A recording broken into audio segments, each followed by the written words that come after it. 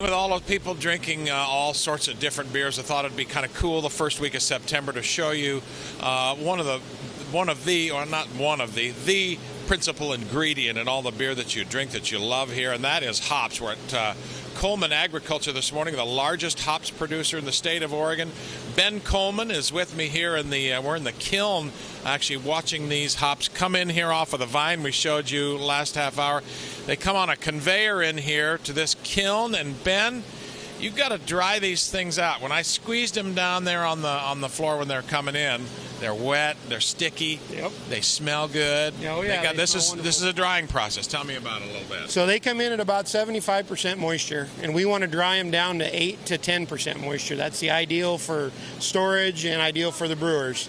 So we'll bring them up here, and they'll dry here on the kiln for between 6.5 and 7.5 hours. You've got a great big propane-powered furnace that kind of blows a lot of hot air up through these hops, through the mesh lining in the bottom of this that you're looking at. You can't see that.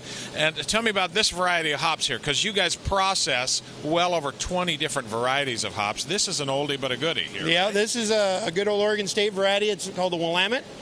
Developed by Dr. Al Hanold at Oregon State in the late 70s. It's all going to Budweiser. This is Budweiser beer here, right? That is correct. That is Budweiser beer. So when this kiln is full, there'll be about 2.1 million bottles of Budweiser that can be brewed off of this kiln. And two of those little buds are about the equivalent of what's in one bottle, right? Two little hop cones will be about the same as what will flavor one bottle of Bud. 2.1 million bottles of Budweiser beer. Yeah, and we do about 10 kilns a shift.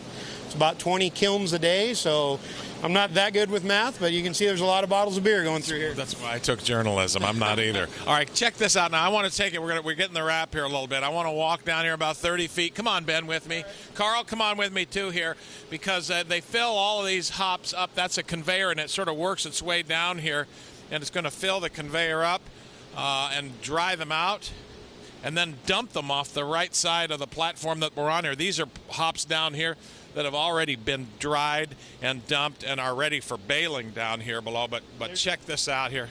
I know, Christian, you're giving me the wrap here. Hang on, I just want to show folks.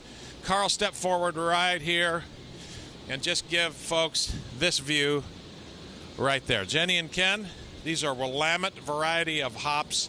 And again, these will go into a bottle of Bud that you might be drinking here in the coming months and weeks and all the rest of that. And man, it smells delicious in here. Yeah, it's my favorite time of year. I love the smell of hops.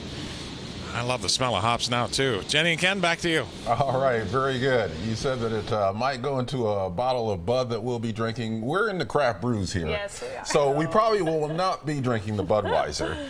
We'll be drinking some other craft, maybe a 10 Barrel or an Ninkasi or something like that those hops will ultimately go into. Hoppy beer, though. Oh, yeah. Yeah, lots of hops is I've gotten good. really into IPAs since moving here. I think really? That's just a Northwest thing. So. I'm not a beer snob, so I could be drinking one of those Buds. You'll have a Bud. Okay. Sure. The Buds Why will not? go to Jenny. I'm supporting the local hop growers. That's yes. right. That's right. Absolutely. Well, let's talk traffic and weather right now.